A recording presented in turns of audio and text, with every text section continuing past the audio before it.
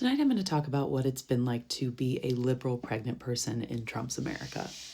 My husband and I live in a blue state. We live in Illinois, and that heavily impacted our decision to go ahead and try and conceive in this last year. If we lived in a red state, that would absolutely not be the case. I'm telling you that right now. Probably most importantly, my husband and I are two healthy white people. We are financially stable. We are in a place where my husband has a stable job with health insurance, so we have the healthcare benefit that we need to have a baby. Yeah, all of those things are insane privileges to have, especially in America today. So that's not lost on me, and wanted to insert that before I get into the rest of this. I actually have a couple other videos talking about what it's like to be a liberal person living in America who wants children and who is now pregnant. And basically this all started after the election last year, and how I basically felt like my husband and I's plans for our family and for growing our family had been frankly ruined by the Trump administration. I think the easy sort of like cop-out answer, if you will, to when people ask like, why did you decide to have children, especially right now? I think the easy answer is like, well, people have been doing this for hundreds of thousands of years, like under very less than ideal conditions. If we think back to like when our grandparents were born, you know, my grandmother lived through the Great Depression, you know, like World War II, shit like that. I think that's sort of a cop-out answer. I'll explain why. In my eyes, that's sort of like a boomer answer, right? Like that really negates a lot of the very valid thoughts and feelings that people have about procreating in our world today. We have concerns now that we did not have when our grandparents were growing up, when our parents were growing up. So, you know, the climate crisis, namely, like number one, top of the list. Obviously, if you're living in America, the fuck ass that's in the White House is probably ahead of that on your list. There are a slew of reasons why I think a lot of people would say it's irresponsible to have children, irresponsible right now to have children. I want to make it abundantly clear. I am not here to argue with those people. I understand that mentality. I understand people saying like, it's stupid to have children. I totally get that. I consider myself a pretty like pragmatic person. Like I consider myself very realistic when it comes to like situations and expectations. And the reality is that my husband and I had a very glaring, sort of realization last year where we said to ourselves, if we keep waiting to start our family, if we keep waiting for, the perfect politician to be in the White House, if we keep waiting for, again, this does not apply to red states. I would not be having children if I was in a red state. If we keep waiting until fill in the blank, perfect conditions. And again, I'm a privileged white person, so this is a completely different scenario than if I were, say, a woman of color. If we keep waiting, we'll be waiting forever. And that's true. And I do think there's a lot of validity in that. However, I do want to make it abundantly clear that like I have several friends, most of my friends are child-free and are child-free by choice and will not have children.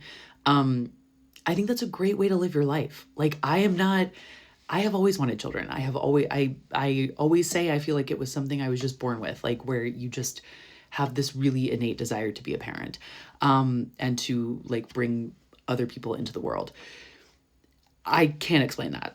Sorry, don't have a lot to offer there. But I do think that there is something worth noting about like making that choice as a liberal person who also considers herself pragmatic in our world today.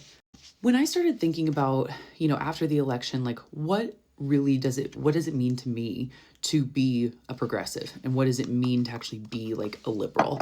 And when I started kind of interrogating that answer for myself, one of the main things that kept coming up for me is, unfortunately, I am as, sort of realistic as I am.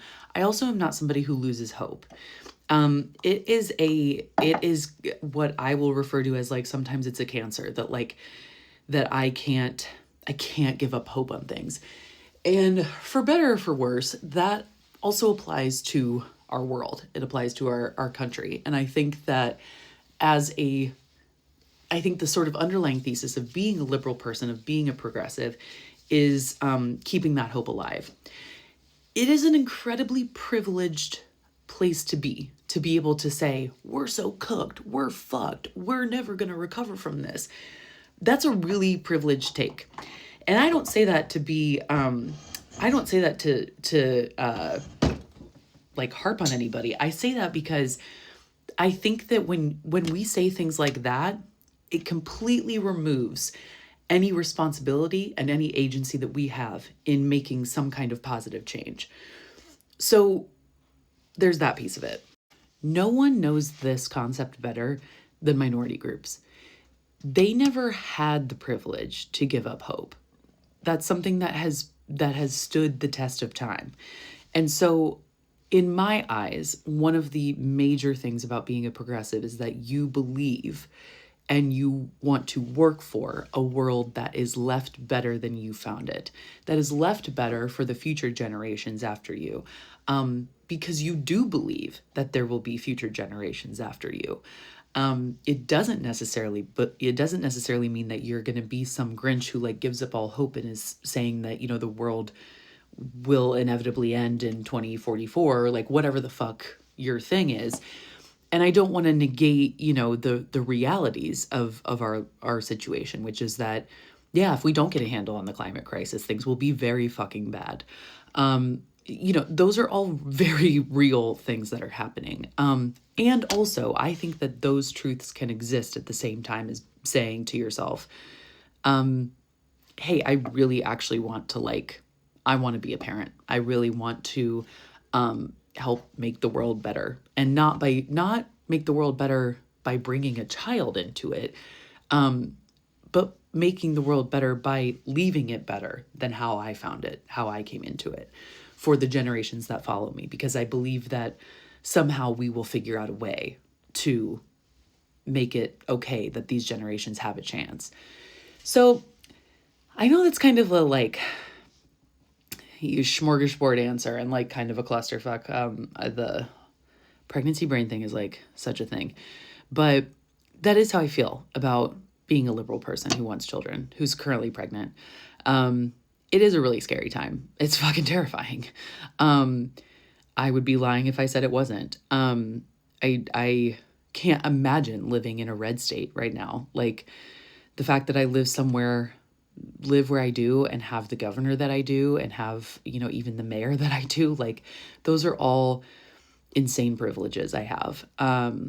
So I don't know. I think if you're somebody who is also a liberal person who's bringing a child into the world, it's really easy to think that you are a bad person for doing that.